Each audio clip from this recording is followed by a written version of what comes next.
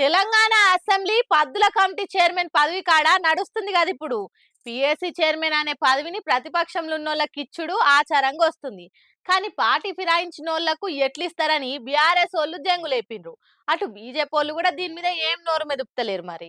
Assembly పద్దుల committee chairman పదవి ఇప్పుడు రెండు పార్టీల నడుమ చిచ్చు పెట్టింది. ఎప్పుడైనా కూడా ప్రతిపక్షంలో ఉన్న వాళ్ళకి ఆ పదవి ఇస్తారు. అయితే ఈసారి ఆ పదవిని పార్టీ ఫిరాయించిన అరికెప్పుడు గాంధీకి ఇచ్చారు. అగో ఆయనకి ఎట్లిస్తారు అని కార్ పార్టీ వాళ్ళు కన్నెర చేస్తున్నారు. నలుగురం నామినేషన్ వేస్తే ఓట్లు పెట్టాలి గానీ ఒక పక్షంగా ఎట్లిస్తారు అని అడుగుతున్నారు. అటు అరికెప్పుడు కూడా నేను బీఆర్ఎస్ అని అంటున్నాడు. మరి ఆయన పార్టీ మారిన సంగతి జగమంతా చూసింది. పార్టీ మారింది అరికెప్పుడు కాకుంటే బాడీ డబ్బులా ఏంది అని సోషల్ మీడియాలో జోకులు వేసుకుంటారు జనాలు. ఇక ఇటు అధికార పార్టీలేమో అరికెప్పుడు కార్ పార్టీ లీడరే అని చెప్తున్నారు. అందుకే ఆయనకి ఇచ్చినము అని అంటున్నారు.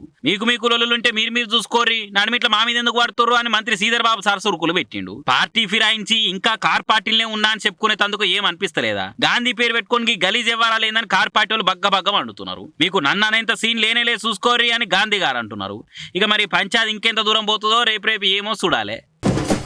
ఈ సోషల్ మీడియా చేయంగా ఎవరిలో ఏ టాలెంట్ ఉన్నా ఏదో ఓ తీర్లా బయట పడుతుంది. కంటెంట్ మంచిగుంటే కంట్రీలు కూడా తిరిగేంత వైరల్ అవుతుంది. అట్లనే ఓ టీచర్ అమ్మ స్పెషల్ టాలెంట్ కూడా బయటపడ్డది. అందరి ఫోన్లల్లో గానొచ్చింది. మరి టాలెంట్ చూయిస్తే శభాష్ అని మెచ్చుకోవాల్సింది పోయి టీచర్ అని కూడా చూడకుండా ఘాటు మాటలతోని కండ్లు తిరిగి కామెంట్లు చేస్తురట కొందరు.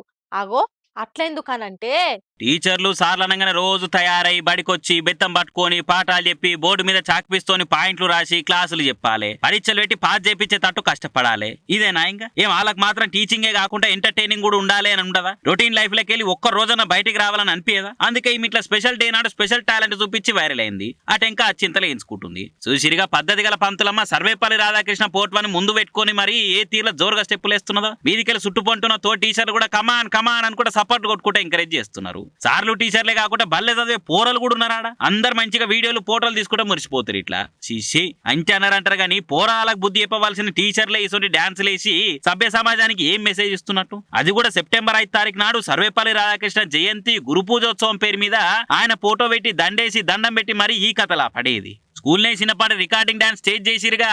అంత ఆపుకోలేని టాలెంట్ ఉంటే ఏదైనా డాన్స్ షోకి పోయి పర్ఫార్మెన్స్ చూయించుకున్నా సక్కదనం గానీ బల్లె ఈ ఏసాలేంది అనుకుంటే నెటి జనాలు పోటీల మీద కామెంట్లు వేస్తురుగా. మరి ఇది నార్త్ సైడ్ ఎక్కడో తెలియదు కానీ సోషల్ మీడియాలో ఇంత వైరల్ వరకు ఇప్పుడు మన ముచ్చట్లకి ఎక్కింది. ఇసొంటోళ్ళ మీద యాక్షన్ తీసుకుంటేనే ఇంకొకరు ఇసొంటి స్పెషల్ పర్ఫార్మెన్స్ చూపించి టీచర్ల పేర్లను బదనాం చేయకుంటుంటారు అనుకుంటా గులుగుతున్నారు. గురువులు అంటే గౌరవం ఉన్నోళ్ళు.